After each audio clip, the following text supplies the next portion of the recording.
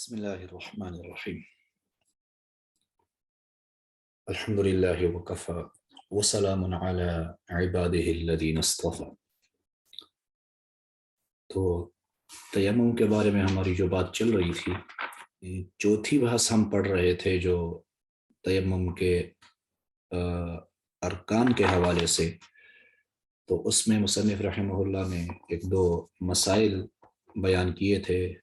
تو ایک مسئلہ کل ہم نے پڑھا، اگلا مسئلہ یہ تھا فَإِن تَيَمَّمَ مُسْلِمٌ، اگر ایک مسلمان نے تیمم کر لیا، ثم ارتد، پھر وہ مرتد ہوا، ثم اسلم، پھر دوبارہ اسلام میں داخل ہوا، فَهُوَ عَلَى تَيَمُّمِهِ، تو وہ اپنی تیمم پر رہے گا۔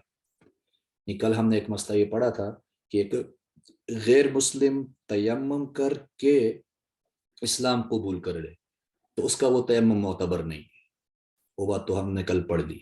اسی کے ساتھ وہ یہ جڑا ہوا یہ مسئلہ قریب قریب ہے کہ ایک آدمی ایک مسلمان تھا، اس نے تیمم کر لیا، تیمم کرنے کے بعد وہ مرتد ہو گیا، اللہ حفاظت کرے، وہ مرتد ہوا، مرتد ہونے کے بعد پھر فوراً اسلام میں داخل ہوا، تو کیا اس کا وہ تیمم برقرار رہے گا، یا بیچ میں جو یہ مرتد ہوا اس ارتداد کی وجہ سے اس کا وہ تیمم ختم ہو گیا؟ تو صاحب ہدایہ فرماتے ہیں فَهُوَ عَلَى تَيَمُّمِهِ، کہ وہ اپنی تیمم پر رہے گا، یعنی اس ارتداد کی وجہ سے، مرتد ہونے کی وجہ سے اس کے تیمم پر فرق نہیں پڑا، یعنی اس کا وہ تیمم برقرار ہے۔ وقال الزفر، امام زفر رحمہ اللہ فرماتے ہیں یبطل تیممہ، کہ اس کا تیمم باطل ہو چکا ہے، یعنی جب وہ بیچ میں مرتد ہوا تو مرتد ہوتے ہی اس کا تیمم ختم ہو گیا۔ اب کیوں ختم ہوا اس پر آگے ظفر دلیل پیش کرتے ہیں رحمہ اللہ کہ لأن الکفر ینافیہ، کیونکہ کفر جو ہے وہ تیمم کے منافی ہے، کفر جب تیمم کے منافی ہے تو فیستوی فیہ الابتداء والانتہاء، تو اس کے اندر یعنی اس تیمم میں ابتدا اور انتہا یا ابتدا اور بقا یہ دونوں برابر ہیں۔ کل محرمیت فی النکاح، جیسے کہ محرمیت والا مسئلہ نکاح کے اندر، امام ظفر رحمہ اللہ فرماتے ہیں جیسے کہ پیچھے ہم نے پڑھا ایک کافر تیمم کرے تو اس کے تیمم کا اعتبار نہیں، یعنی ابتداءً کافر تیمم کرے گا تو تیمم معتبر نہیں، تو ایسے ہی انتہاءً بھی معتبر نہیں، مطلب پہلے مسلمان تھا، تیمم کیا تھا، ٹھیک ہے، جب کافر ہوا تو کافر ہوتے ہی تیمم کیا ہو جائے گا، ختم ہو جائے گا۔ امام ظفر رحمہ اللہ نے اس مسئلے کو قیاس کیا نکاح کے اندر جو محرمیت والا مسئلہ ہے اس پر، یعنی جو چیز نکاح کے اندر حرام ہوتی ہے، یعنی جن عورتوں کے ساتھ نکاح حرام ہے ابتداءً، ان کے ساتھ نکاح حرام ہوتا ہے انتہاءً بھی۔ مثلا اس کی مثال حاشیے میں دی ہوئی ہے کہ ایک دو دودھ پیتے بچے ہیں، دو دودھ پیتے بچے ہیں، ان کا نکاح ان کے والد نے آپس میں کرا دیا، مطلب آپس میں بہن بھائی نہیں ہیں، دور کے ہیں ایک دوسرے سے، مطلب ایک دوسرے کے لیے محرم نہیں، غیر محرم ہیں، ان کا آپس میں نکاح کرایا ان کے بڑے نے، پھر کسی عورت نے ان دونوں بچوں کو دودھ پلایا، تو جیسے ہی دودھ پلایا، اب چونکہ دودھ پلانے کی وجہ سے یہ آپس میں رضاعی بہن بھائی بن گئے، رضاعی بہن بھائی بن گئے تو وہ نکاح جو ہوا تھا وہ نکاح باطل ہو گیا۔ اب باطل ہو گیا تو بقاءً اس کے اندر محرمیت پائی گئی، اگرچہ ابتداءً محرمیت نہیں تھی، یعنی پہلے نکاح ہو چکا تھا، ہوا تھا، ٹھیک تھا، لیکن اب اس کے اندر کیا ہو گیا، وہ محرمیت پائی گئی تو نکاح باطل۔ تو یہی گویا امام ظفر یہاں پر کہتے ہیں کہ ابتداءً اس کا تیمم ٹھیک تھا، جیسے مرتد ہوا تیمم ختم، جیسے کہ یہاں پر یہی متصل دیکھیں نیچے حاشیے میں یہ مثال جو میں نے آپ کو سنائی یہ یہاں پر دی ہوئی ہے، اسی جگہ دی ہوئی ہے، اس نے ایک اور مثال بھی دی ہے، ہمارا میں نے یہی مثال آپ کو جو بتا دی، یہ ایک مثال یہ میں نے پڑھ دی آپ کے سامنے مختصر سی، نیچے ایک اور مثال بھی دی ہے اسی مسئلے کی، دوبارہ مسئلہ واضح ہو گیا، دوسرے کی ضرورت نہیں رہے گی انشاءاللہ۔ تو یہاں پر دیکھا ہم نے ابتداء نکاح درست تھا، لیکن جب ان دونوں کے اندر وہ محرمیت والا رشتہ آیا نکاح باطل، تو ایسے ہی ظفر کہتے ہیں یہاں بھی جب وہ مسلمان تھا، تیمم کیا تھا، تیمم ٹھیک تھا، جب اسلام سے نکلا تو تیمم بھی اس کا ختم ہو گیا۔ یہ تو ظفر رحمہ اللہ نے بات پیش کر دی۔ اب آگے کہتے ہیں ولانا، ہمارے نزدیک، یعنی ہمارا مسئلہ یہ بیان کیا تھا کہ ہمارے نزدیک اس طرح بیچ میں ارتداد کے پڑھنے سے تیمم ختم نہیں ہوتا۔ کیوں ختم نہیں ہوتا؟ تو ہماری دلیل ان الباقی بعد التیمم صفت کونہ طاہرا، کہ اس کے تیمم والی صفت پر باقی ہونا، یہ جو بات تھی یہ باقی تھی۔ ان الباقی کی جو چیز باقی ہے تیمم کے بعد، جب اسے تیمم کر لیا، تیمم کر لینے کے بعد اب یہ پاک ہونا یہ اس کی ایک صفت ہے۔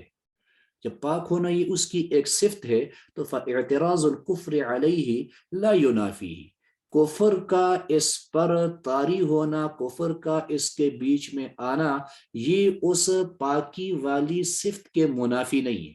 یعنی بیچ میں کافر ہونے سے اس کی وہ پاکی والی صفت ختم نہیں ہوتی۔ اب اس پر آگے انہوں نے اپنی نظیر پیش کی ہے کہ یہ بالکل ایسے ہوا کما لو اعترض علی الوضوء، جیسے کہ ایک آدمی وضو پر کیا کرے، کفر کو لے آئے بیچ میں۔ یعنی ایک آدمی نے وضو کیا، باوضو تھا، مسلمان تھا، باوضو تھا، اس نے کیا کیا، بیچ میں مرتد ہو گیا، پھر اسلام میں داخل ہوا، تو بیچ میں اس کفر کی وجہ سے اس کا وضو ختم نہیں ہوا۔ تو اسی طرح تیمم جو اس نے کیا ہے، تیمم بھی اس کفر کی وجہ سے ختم نہیں ہوگا۔ وَإِنَّمَا لَا يَصِحُّ مِنَ الْكَافِرِ ابْتِدَاءً لِعَدَمِ النِّيَّةِ مِنْهُ۔ یہ امام ظفر رحمہ اللہ نے شروع میں کہا تھا کہ جس طرح وہ کافر سے ابتداءً تیمم معتبر نہیں ہوتا، تو بیچ میں کفر آئے گا تب بھی تیمم باقی نہیں رہے گا۔ تو امام ظفر کے اس قیاس کا جواب دیتے ہیں کہ کافر سے ابتداءً جو تیمم درست نہیں ہوتا اس کی وجہ یہ ہے لِعَدَمِ النِّيَّةِ مِنْهُ، کہ کافر کی طرف سے جو نیت ہوتی ہے وہ نیت بالکل معدوم ہوتی ہے۔ یہ کل ہم نے اس پر تھوڑا سا کلام کیا تھا کہ کافر کا جو تیمم معتبر نہیں ہوتا اس کی بڑی وجہ یہ ہوتی ہے کہ تیمم میں نیت شرط ہے، اور نیت کے لیے نیت کا اہل ہونا ضروری ہے، اور اہل مسلمان بن سکتا ہے، کافر نیت کا اہل نہیں ہے۔ تو اس لیے وہ تیمم والا مسئلہ جو ابتداءً اس کا تیمم نہیں ہوتا، اس پر اس مسئلے کو قیاس نہیں کر سکتے کہ ابتداءً بھی نہیں رہے۔ تو یہ چوتھی بحث پوری ہو گئی یہاں تک۔ آگے یہاں سے پانچویں بحث شروع ہوتی ہے، یعنی نواقض تیمم، وہ کون سی چیزیں ہیں جو تیمم کو توڑنے والی ہیں۔ تو ان کو آگے بیان کرتے ہیں، وَيَنْقُضُ التَّيَمُّمَ كُلُّ شَيْءٍ، تیمم کو توڑ دیتی ہے ہر وہ چیز، يَنْقُضُ الْوُضُوءَ، جو وضو کو توڑ دیتی ہے۔ پیچھے نواقض وضو پڑھے ہیں ہدایہ میں آپ لوگوں نے، تو جو جو چیزیں وضو کو توڑنے والی ہیں وہی چیزیں تیمم کو بھی توڑنے والی ہیں۔ اب اس پر دلیل لِأَنَّهُ خَلَفٌ عَنْهُ، کیونکہ تیمم یہ وضو کا نائب ہے، یعنی وضو کی جگہ ہے، وضو کے بدلے میں ہے، تو فَأَخَذَ حُكْمَهُ، لہٰذا یہ تیمم وضو کا حکم لے لے، یعنی جو وضو کا حکم ہے وہی تیمم کا حکم ہے۔ تو وہ تمام چیزیں جو وضو توڑتی ہیں وہ تیمم بھی توڑتی ہیں، اور اس کے علاوہ کچھ اور چیزیں بھی ہیں جو تیمم کو توڑنے والی ہیں، اس کو آگے بیان کر رہے ہیں۔ وَيَنْقُضُهُ أَيْضًا، اور اسی طرح تیمم کو توڑ دیتی ہے رؤیت الماء، تیمم کو توڑ دیتا ہے رؤیت الماء، پانی کا دیکھنا، لیکن کس وقت؟ اذا قدر علی استعمالہ، جب اس کے استعمال پر قادر بھی ہو۔ یعنی ایک آدمی نے تیمم اس لیے کیا تھا کہ پانی نہیں تھا، اس نے تیمم کر لیا، تیمم کر لیا، بعد میں اس کو پانی ملا، اور پانی ملا، پانی ملنے کے ساتھ ساتھ وہ اس کو استعمال کرنے پر قادر بھی ہے، تو بس اس پانی کو دیکھنا، بشرطے کہ وہ قادر ہے استعمال پر، تو یہ چیز بھی اس کے تیمم کو ختم کر دے گی۔ اب ایسا کیوں؟ کیونکہ لأن القدرت ہی المراد بالوجود، کیونکہ قدرت ہی مراد ہے اس وجود سے، الذی هو غایۃ، جو کہ غایت ہے، لطہوریت التراب، پاکی مٹی کی مٹی کے پاکی کا اعلیٰ ہونے کے لیے۔ یعنی یہاں مصنف نے جو رؤیت الماء کے ساتھ آگے ایک شرط لگائی کہ اذا قدر علی استعمالہ، یہ استعمال پر قدرت والی شرط جو لگائی ہے، اس شرط کی تھوڑی آگے وضاحت کرتے ہیں کہ یہ شرط ہم نے کیوں لگائی۔ یہ صرف دیکھنا ہی فوراً تیمم نہیں توڑتا جب تک کہ استعمال پر قادر نہ ہو، تو قدرت کی شرط اس لیے لگائی ہم نے کہ مصنف کہتا ہے، فرماتے ہیں کہ وہ قدرت ہی مراد ہے اس وجود سے جو کہ مٹی کے پاکی کا اعلیٰ ہونے کی غایت بتائی گئی ہے۔ یعنی آیت جو ہم نے پڑھی تھی شروع میں، فَلَمْ تَجِدُوا مَاءً فَتَيَمَّمُوا، تو وہاں پر تمہارا پانی کو نہ پانا، تم جب پانی کو نہ پاؤ تو تیمم کر سکتے ہو، تو پانی کو نہ پانے سے مراد یہی تھا کہ جب تمہیں پانی کے استعمال پر قدرت نہ ہو۔ تو اس لیے قدرت ہوگی تو تب وہ پانی کا دیکھنا تیمم کو توڑے گا، قدرت نہیں ہوگی تو تیمم کو توڑنے والا نہیں ہوگا پانی کا محض دیکھنا۔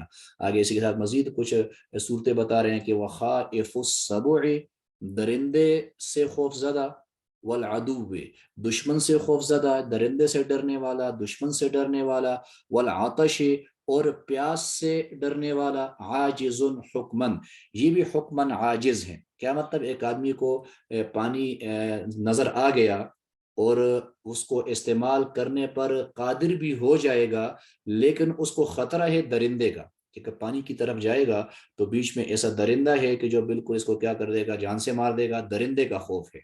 یا پانی اس کو نظر آ گیا اور یہ اگر پانی تک پہنچا تو استعمال بھی کر لے گا، لیکن بیچ میں دشمن کا خطرہ ہے کہ پانی کی طرف جائے گا تو دشمن اس پر حملہ آور ہو جائے گا، دشمن اس کو جان سے مار دے گا۔ دو صورتیں۔ تیسرا والعطش، عطش اور پیاس، یعنی پانی اس کو ملا لیکن پانی اتنا ملا کہ وہ صرف پینے کے لیے ہی پورا ہو سکتا ہے، اگر اس کو وضو میں استعمال کرے گا تو پھر پینے کے لیے پانی نہیں بچے گا۔ تو پیاس کا اس کو خطرہ ہے کہ مجھے اگر پیاس لگے گی پھر پانی نہیں ہوگا، وہ پانی جو ملا ہے وہ صرف اتنا ہے کہ پینے کے لیے اس کے لیے پورا ہو سکتا ہے۔ تو یہ صورتیں بھی عاجز حکمن، حکمن اس کو عاجز ثابت کر دیں گی، یعنی یہ بھی عاجز ہی سمجھا جائے گا۔ مطلب یہ ہے کہ اس طرح کا پانی ملنا کہ بیچ میں دشمن کا خطرہ ہے یا بیچ میں کیا ہے وہ کوئی درندہ رکاوٹ بنا ہوا ہے، یا وہ پانی اتنا ہے کہ صرف پینے ہی کے لیے پورا ہو سکتا ہے، اگر اس کو استعمال کرے گا پھر پیاسا رہ جائے گا، تو یہ آدمی بھی حکمن عاجز ہے، مطلب اس کا وہ تیمم برقرار ہے۔ اس طرح کا پانی دیکھنا، اس سے بھی تیمم ختم نہیں ہوگا۔ آگے ایک اور مسئلہ، والنائم عند ابی حنیفہ رحمہ اللہ، اور سویا ہوا شخص امام ابو حنیفہ رحمہ اللہ کے نزدیک جو سویا ہوا شخص ہے وہ بھی قادر تقدیرن، حکمن وہ بھی قادر سمجھا جائے گا۔ یعنی ایک آدمی سویا ہوا ہے، لیکن اس سوئے ہوئے ہونے سے مراد وہ سویا ہوا کہ جو سونا وضو کو یا تیمم کو توڑتا نہیں۔ پیچھے نواقض وضو میں یہ باتیں گزری ہیں کہ کس طرح کا سونا وضو کو توڑتا ہے اور کن ہیتوں پر، حالتوں پر سونا وضو کو نہیں توڑتا۔ یعنی وہ سونا جو وضو کو نہیں توڑتا، وہ سونا جو تیمم کو نہیں توڑنا، اس ہیت اور حالت کا جو سونا ہے، یہ امام ابو حنیفہ رحمہ اللہ کے نزدیک ایسا آدمی کیا ہوگا؟ قادر تقدیرن، وہ حکمن قدرت والا شمار ہوگا۔ حتی لو مر النائم، اسی مسئلے کی وضاحت ہے یہاں تک کہ اگر کوئی آدمی گزرا جو سویا ہوا تھا، المتیمم، اور تیمم کیا ہوا تھا، یہ تیمم کیے ہوئے تھا اور وہ سویا ہوا گزرا۔ ابھی وضاحت کر دی ہم نے کہ سوئے سے مراد وہ سویا ہوا ہونا کہ جو وضو کو توڑنے والی کیفیت نہیں، اس کیفیت پر سویا ہوا تھا اور پانی کے پاس سے گزرا، تو بطل تیممہ عندہ، تو تیمم اس کا باطل ہو جائے گا امام ابو حنیفہ رحمہ اللہ کے نزدیک۔ یعنی ایک آدمی سویا ہوا ہے، تیمم کیا ہوا تھا اس نے، اور مطلب وہ جس قافلے میں تھا وہ قافلہ پانی کے پاس سے گزرا، یا یہ اپنی سواری پر ایسی حالت میں سویا تھا کہ مطلب وہ سونا ناقض وضو نہیں ہے، اور پانی کے پاس سے گزرا، تو پانی کے پاس سے گزرنا ہی اس کے تیمم کو ختم کر دے گا۔ یعنی گویا یہ پانی کو دیکھنے والا شمار ہوگا حکمن امام ابو حنیفہ رحمہ اللہ کے نزدیک۔ یہ جو قید ہم بار بار لگا رہے ہیں کہ اس کیفیت پر سونا جو کیفیت وضو کو یا تیمم کو توڑنے والی نہیں، یہ شرط ہم اس لیے لگا رہے ہیں کیونکہ اگر وہ ایسا سوئے گا کہ جس سونے سے وضو ٹوٹ جاتا ہے پھر تو بات ہی ختم، جیسے وہ سویا تیمم تو خود بخود ٹوٹ گیا، وہ تو سونے ہی سے ٹوٹ جائے گا، پھر پانی کے پاس سے گزرنے والی بات ہی باقی نہیں رہے گی، وہ تو سونے سے ختم ہو گیا اس کا وضو۔ تو اس لیے یہ شرط لگی ہے اس کے اندر کہ ایسا سونا جو وضو کو توڑنے والا نہیں، تو وہ سونا تو وضو کو نہیں توڑے گا، لیکن پانی کے پاس سے اس کا گزرنا یہ اس کے وضو کو توڑ دے گا۔ اسی کے ساتھ اگلی بات ہے کہ والمراد، یہ پانی کے پاس سے گزرنا، یا پیچھے جو ہم نے پڑھا کہ پانی کا دیکھنا یہ وضو کو توڑتا ہے، تو اس سے مراد اتنا پانی ہے ما یکفی للوضو، اتنا پانی اس کو ملے جو وضو کے لیے کافی ہو سکتا ہے۔ ایک آدمی کو پانی تو ملا لیکن اتنا کم پانی ملا کہ اس سے وضو نہیں ہو سکتا، تو اتنے کم پانی ملنے کی وجہ سے بھی تیمم ختم نہیں ہوگا، کم سے کم پانی اتنا ہونا چاہیے کہ جس سے یہ وضو کر لے۔ لأنہ، اب یہ کیوں؟ لأنہ لا معتبر بما دونہ، کیونکہ اس سے کم پانی اس کا اعتبار نہیں ہوتا ابتداءً بھی اس کا اعتبار نہیں، फ़कदा इंतहाअन, तो इस तरह इंतहाअन भी उसका एतबार नहीं। इब्तिदाअन का मतलब ये है कि एक आदमी जब तयम्मुम कर रहा था, यानी वो तयम्मुम उसने किया जब, तो तयम्मुम उसने उस वक़्त किया जब पानी उसके पास बिल्कुल नहीं था, या इतना पानी था कि वो वुज़ू के लिए काफ़ी नहीं था, तो उस वक्त तयम्मुम बिल्कुल जायज़ है। जिस तरह इब्तिदा में ये मसला है, तो इम्तिहान भी ये मसला होगा। जब इतना पानी मिलेगा जो वुज़ू के लिए पूरा होता है, तो तयम्मुम टूटेगा। अगर कम पानी मिलता है, तयम्मुम भी नहीं टूटेगा। या एक और बात जो यहाँ पर ज़रूरी है कि ये पानी, अगर एक आदमी को इतना पानी मिले कि वो उस पानी से अज़ाए वुज़ू को एक एक बार भी अगर धो सकता है, एक एक बार, तो तब भी वो मोतबर समझा जाएगा। यानी ऐसे मौके पर तीन तीन बार धोना जरूरी नहीं होता। इतना पानी मिला कि वो एक बार अपने पूरे चेहरे को धो सकता है, एक बार अपने दोनों हाथों को धो सकता है, मसा और दोनों पाँव को एक एक बार धो सकता है, इतना पानी इसको मिल गया, तो बस इसका तयम्मुम टूट जाएगा। अगर इससे भी कम मिला है, तो फिर इसका तयम्मुम नहीं टूटेगा। हाशिए में नीचे एक मसला और भी इसी तरह लिखा हुआ है कि एक आदमी है, उसको पानी मिला, उसने पानी मिलने के बाद तयम्मुम किया हुआ था उसने पहले, इसको पानी मिल गया। जब पानी मिला, इसने वुजू शुरू किया, लेकिन इसने वुजू ऐसे शुरू किया कि उसने अपने मुंह में 3 बार पानी डाला, फिर नाक में 3 बार पानी डाला, फिर इसने 3 बार चेहरे को धोया, और 3 बार इसने जैसे अपने हाथों को धोया, पानी खत्म हो गया। जब पानी खत्म हो गया, तो अब क्या इसका तयम्मुम बरकरार है या नहीं? तो कहते हैं तयम्मुम इसका नहीं, तयम्मुम टूट चुका है, क्योंकि इसके पास पानी इतना था कि अगर ये आज़ा को एक एक बार धोता, इससे इसका पूरा वुजू हो सकता था। तो इसने ज्यादती की, पानी इसको मिला, इसने मतलब फिर भी उसको इस्तेमाल नहीं किया उस तरीके पर, तो लिहाजा इसका वो तयम्मुम टूट चुका है। अब अगर अगर फिर किसी इबादत का वक़्त आ गया, नमाज का वक़्त आ गया, तो अब अगर पानी दस्तयाब है तो वुजू कर लेगा, नहीं तो असर नो फिर नया तयम्मुम करेगा। पिछला तयम्मुम इसका ख़त्म हो चुका है। बहरहाल जी आगे देखें, वला यतयम्ममु इल्ला बिस्सईदिन ताहिरिन, और तयम्मुम नहीं कर सकता मगर पाक मिट्टी के साथ। यानी तयम्मुम जब करेगा, तो तयम्मुम के लिए ये बात ज़रूरी है कि ऐसी मिट्टी पर तयम्मुम करना है जो मिट्टी बिल्कुल पाक हो।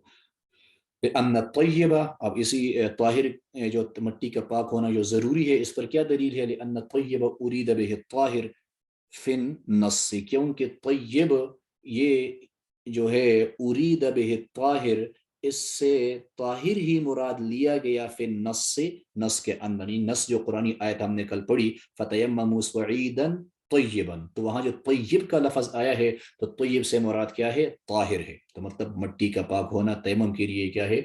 जरूरी है। एक दलील, और दूसरी इस पर दलील पेश करते हैं, वाली अन्नहु आलतुत तत्हीर, क्योंकि यहाँ पर ये जो मिट्टी है, ये तहारत का आला है। जब तहारत का आला है, तो फला बुद्द मिन तहारती ही, उसका खुद पाक होना जरूरी होगा। फी नफ्सी ही, अपनी ज़ात के एतबार से, कल माँ, जैसे कि पानी के अंदर होता है। ये जब हम वुज़ू करते हैं या गुस्ल करते हैं, तो उसमें हम पढ़ते हैं कि पाक पानी से वुज़ू करना ज़रूरी है, नापाक पानी से वुज़ू नहीं होता। पाक पानी से गुस्ल करना ज़रूरी है, नापाक पानी से गुस्ल नहीं होता। या कोई कपड़ा नापाक हो जाए, उसको हम साफ करते हैं, तो वहाँ शर्त होती है कि पाक जो चीज़ है या पाक जो पानी है, उससे कपड़ा साफ होगा, नापाक से नहीं होता। तो ये बात यहाँ पर भी है कि तयम्मुम हम करते हैं तहारत हासिल करने के लिए, तो जिससे तहारत हासिल की जाती है, तो उसका बिजाती पाक होना ज़रूरी है, ताकि इससे तहारत हासिल होना फिर मुमकिन हो जाए। अगला मसला, वयुस्तहब, और मुस्तहब किया गया है, लिआदिमिल मा, पानी न पाने वाले के लिए, वहु यरजूहु, इस हाल में कि वो उम्मीद रखता हो। असल इबारत है वयुस्तहब्बु लिआदिमिल माइ अन युअख्खिर अस्सलात इला आखिरिल वक्त। ये बीच में वहु व यरजूहु, ये जुमला मोतरज़ा है, और मतलब ये जुमला मोतरज़ा वजाहत के लिए आता है, यानी ये इस्तिहबाब उस वक़्त है जब इसको उम्मीद है पानी मिलने की। तो युस्तहब्बु लिआदिमिल माइ, और मुस्तहब है पानी न पाने वाले के लिए, वहु व यरजूहु, इस हाल में कि इसे उम्मीद है, अन युअख्खिर अस्सला, तो वो नमाज को क्या करे? मुअख्खर करे, इला आखिर वक्त, आखिर वक्त तक। क्या मतलब? मतलब यह है कि एक आदमी है, उसको पानी नहीं मिल रहा, लेकिन अभी नमाज का शुरू का वक़्त है, काफ़ी वक़्त बाकी है, लेकिन इसको ये उम्मीद है कि मुझे पानी मिल जाएगा, तो फ़ौरन तयम्मुम ना करे, कुछ इंतज़ार करे। अगर पानी मिल गया तो बहुत अच्छी बात है, वो पानी इस्तेमाल करके वुज़ू करके क्या कर ले? नमाज पढ़ ले। अगर पानी न मिला तो क्या करेगा? आगे फिर लिखा है कि फ़इन वजदल मा तवज़्ज़अ, अब पानी मिला तो वुज़ू कर लेगा, व इल्ला, अगर न मिला, तयम्मम वसल्ला, तयम्मुम करके नमाज पढ़ ले। اب یہ انتظار کرنا یہ مستحب کیوں ہے؟ یہ لازم نہیں ہے، وہ استحب کا لفظ آیا تھا، نہیں کسی آدمی نے انتظار نہیں کیا، وقت جیسے داخل ہوا اس نے فوراً تیمم کر کے نماز پڑھ لی، ٹھیک ہے ہو گئی نماز، اس پر لازم نہیں تھا، لیکن مستحب یہ تھا کہ انتظار کر لیتا، جب انتظار کیا پانی ملا تو بہت اچھا ہوا، پانی نہ ملا تو تیمم کر کے نماز پڑھ گئے۔ اب کہتے ہیں ایسا کیوں؟ لیقع الادا باکمل الطہارتین، تاکہ اس کی یہ نماز کی جو ادائیگی ہے یہ دو طہارتوں میں سے جو کامل طہارت ہے اس کے ساتھ ہو جائے، اس لیے بہتر ہے اس کے لیے کہ یہ کیا کرے، تھوڑا انتظار کر لے، کہ اگر ممکن ہے امکان ہے پانی ملنے کا تو مل جائے، اس تک انتظار کرے، ہاں پھر بھی نہ ملا تو پھر تیمم کر لے گا۔ تو اس پر آگے ایک نظیر پیش کرتے ہیں، فصار کالطامع فی الجماعت، یہ ایسے ہو گیا جیسے کہ جماعت کی امید رکھنے والا، جماعت کی طمع رکھنے والا، یعنی ایک آدمی آیا مسجد میں، وہاں بیٹھا ہوا ہے جماعت کے انتظار میں، حالانکہ نماز کا وقت داخل ہو چکا ہے، لیکن یہ جماعت کے انتظار میں بیٹھا ہوتا ہے کہ جب جماعت کھڑی ہوتی ہے تو جماعت کے ساتھ نماز پڑھ لیتا ہے، تو ایسے یہ تیمم والا آدمی کیا کرے، تھوڑا انتظار کرے، ممکن ہے پانی مل جائے، اس پانی کو استعمال کر لے گا، نہیں تو پھر وہی تیمم والا۔ وعن ابی حنیفہ و ابی یوسف رحمہم اللہ، امام ابو حنیفہ اور امام ابو یوسف رحمہم اللہ، ان سے ایک روایت ہے، فی غیر روایت اصول، جو اصول کی روایت کے علاوہ ہے، یعنی نوادر کی روایت ہے، اصول کے بارے میں شاید آپ نے پڑھا ہو، اصول سے مراد امام محمد رحمہ اللہ کی وہ جو 6 کتابیں ہیں ان کو اصول کہا جاتا ہے، جو امام محمد کی 6 کتابیں ہیں، مبسوط، سیر صغیر، سیر کبیر، اسی طرح جامع صغیر، جامع کبیر، اور ایک چھٹی کتاب ہے، تو ان کتابوں کے اندر جو کچھ لکھا ہے اس کو کہتے ہیں اصول، یا اس کو ظاہر الروایہ بھی کہتے ہیں۔ تو بہرحال یہ جو روایت ہے یہ اصول کے اندر نہیں ہے، تو اصول کے اندر یہ روایت نہیں ہے۔ غیر اصول میں، یعنی غیر اصول سے مراد جو دیگر کتابیں ہیں نوادر کی یا ہارونیات وغیرہ، ان کے اندر ایک روایت ان دو حضرات سے منقول ہے کہ ان تاخیر حتم، کہ نہیں ایسی صورت کے اندر مؤخر کرنا نماز کو لازم ہے، نماز کو مؤخر کرنا لازم، یعنی یہ نہیں تیمم نہیں کرے گا، یہ لازماً مؤخر کرے گا، انتظار کرے گا، اگر اس کو امید ہے، امکان ہے پانی کے ملنے کا تو مؤخر کرنا لازم ہے۔ اب اس پر کیا دلیل ہے؟ کہتے ہیں لأن غالب الرأی کالمتحقق، کیونکہ غالب رائے وہ بالکل گویا حقیقت کے مترادف ہوتی ہے، حقیقت کی مانند ہوتی ہے، جب حقیقت میں پانی ہوتا ہے تو پھر تیمم نہیں ہوتا، تو گویا غالب رائے بھی بالکل حقیقت کی طرح ہے، تو یہ اس کی دلیل ہو گئی۔ اور آگے جو اصل مسئلہ ہے کہ بھئی یہ تاخیر مستحب ہے، اس پر لازم نہیں ہے، اس کی دلیل وجہ الظاہر، ظاہر الروایت کی وجہ ان العجز ثابت حقیقتا، کہ اس کا عاجز ہونا وہ حقیقتا ثابت ہے، یعنی اس کے پاس پانی بالکل موجود نہیں ہے، حقیقتا یہ عاجز ہے، اور فلا یزول حکمہ، اس کا یہ عاجز ہونے والا جو حکم ہے وہ زائل نہیں ہوگا الا بیقین مثلہ، مگر اسی جیسے یقین کے ساتھ، یعنی اس کا عاجز ہونا یہ تو یقینی طور پر ثابت ہے، اور پانی کا ملنا اس کا صرف گمان ہے، وہ گمان کا درجہ ہے، تو اب یہ حقیقت ہے، یہ یقین ہے، اور پانی کا ملنا گمان ہے، تو گمان وہ یقین کو زائل نہیں کرتا، یقین کو زائل کرنے کے لیے اسی جیسے یقین ہونا چاہیے، تو اب اس کا یہ یقین زائل ہوگا تب کہ جب پانی بھی یقیناً ملے، جب پانی بھی یقیناً ملے تو پھر کیا کرے گا، وہ تاخیر کرے گا، نہیں تو اس پر تاخیر لازم نہیں۔ آگے ایک اور مسئلہ، ویصلی بتیممہ، اور پڑھے اپنی اس تیمم کے ساتھ، ما شاء من الفرائض والنوافل، جتنے بھی چاہے فرائض اور نوافل، یعنی جب ایک مرتبہ تیمم کر لیا تو ایک مرتبہ تیمم کر لینے کے بعد اس سے جتنے فرائض جتنے نوافل پڑھنا چاہے پڑھ سکتا ہے، جس طرح وضو ہم کر لیتے ہیں تو اس کے وضو کے بعد جب تک وضو ہوتا ہے ہم عبادت کر سکتے ہیں اس سے، تو اسی طرح جب تیمم کر لیا تو تیمم کے بعد بھی جتنی چاہے فرائض پڑھ لے، نوافل پڑھ سکتا ہے۔ وعند الشافعی رحمہ اللہ یتیمم لکل فرض، امام شافعی رحمہ اللہ کے ہاں یہ ہے کہ ہر فرض کے لیے اس کو تیمم کرنا پڑے گا، مطلب ظہر کا وقت آ گیا، اس نے تیمم کر لیا، ظہر کی نماز پڑھ لی، اب جب تک ظہر کی نماز کا وقت باقی ہے اس کا تیمم ہے، جب عصر کی نماز کا وقت آ گیا، اگرچہ کوئی بھی ناقض تیمم نہیں پایا گیا، ناقض وضو نہیں پایا گیا، لیکن جب عصر کا وقت آئے گا عصر کی نماز پڑھنے کے لیے اس کو پھر سے تیمم کرنا پڑے گا، ایسے ہی جو عصر کے لیے کیا وہ مغرب تک، جب مغرب کا وقت آئے گا اس کو پھر سے تیمم کرنا پڑے گا۔ اب شافعی کی دلیل یہ ہے، شافعی رحمہ اللہ کی، لأنہ طہارت ضروریت، کہ یہ طہارت ضروریہ ہے، جب طہارت ضروریہ ہے تو مطلب وہ صرف ضرورت تک رہے گی. وہ ضرورت جب مثلا ایک آدمی نے ظہر کی فرض نماز کے لیے اس نے تیمم کر لیا، جب نماز پڑھ لی تو ضرورت پوری ہو گئی تو وہ تیمم بھی ختم ہو گیا. ہاں اس وقت میں جو نوافل پڑھنا چاہتا ہے، یا جو قضا نمازیں پڑھنا چاہتا ہے، یا قرآن کریم کو اٹھانا چاہتا ہے، چھونا چاہتا ہے، تو وہ سب اس کے تابع ہو جائیں گے، وہ جائز ہو جائیں گے. لیکن وہ اگلے فرض کا جب وقت آئے گا اس کے لیے اس کو دوبارہ کرنا پڑے گا. تو بابا شافعی رحمہ اللہ فرماتے ہیں تمہارا جو ضروری ہے، جب تمہارا ضروریہ ہے، جب ضرورت پوری ہو جائے گی تیمم بھی ختم ہو جائے گا. لیکن ہمارے نزدیک ولنا، اور ہم کہتے ہیں انہو طہور، کہ یہ کیا ہے؟ اعلی طہارت ہے، یہ کیا ہے؟ پاکی ہے. یہ تیمم وہ پاکی ہے حال عدم الماء، پانی کے نہ ہوتے ہوئے. یعنی تیمم یہ کیا ہے؟ طہارت ہے پانی کے نہ ہوتے ہوئے. جب ایسا ہے تو فیعمل عملا، یہ اسی جیسا عمل کرے گا ما بقی شرطہ، جب تک کیا ہے؟ اس کی شرط باقی ہے. یعنی جب تک اس کی شرط باقی ہے یہ وہی والا عمل کرے گا. مطلب یہ تیمم کیا جاتا ہے پانی کے نہ ہونے کی وجہ سے، تو تیمم عمل کرے گا پانی والا. تو پانی والا کیا مطلب؟ اس طرح ہم وضو کر لیتے ہیں تو جب تک وہ وضو باقی ہوتا ہے ہم اس سے نمازیں پڑھ سکتے ہیں. تو یہی حال تیمم کا ہوگا، جب تک وہ تیمم باقی ہے، جب تک اس کا کوئی ناقص نہیں پایا گیا، اس تیمم سے جتنے چاہے وہ اعمال کر سکتا ہے. فرض نماز 1 2 3 جتنی بھی آنے والی ہیں، جب تک باقی ہے وہ پڑھ سکتا ہے. یہاں تک تقریباً 5ویں بحث پوری ہو گئی. آگے 6ٹھی بحث ہے، اور اس بحث کے اندر یہ بتایا جا رہا ہے کہ جب کوئی چیز فوت ہو رہی ہو، اور ایسی فوت ہو رہی ہو کہ اس کا کوئی بدل نہیں ہے، تو وہاں پر کیا ہوگا؟ تیمم جائز ہوگا. تو مثلا دیکھیں وَيَتَيَمَّمُ الصَّحِيحُ فِي الْمِصْرِ، تندرست آدمی وہ شہر کے اندر ہوتے ہوئے تیمم کر سکتا ہے اذا حضرت جنازۃ، جب جنازہ حاضر ہو جائے. لیکن بیچ میں ایک بات بڑھا دی کہ والولی غیرہ، یہ تب ہے کہ جب اس کا ولی اس کے علاوہ کوئی اور ہے. ولی مطلب بڑا جو ہے اس جنازے کا جو بڑا ہے، یہ وہ جنازہ جو اس کا سرپرست ہے وہ اس کے علاوہ کوئی اور ہے.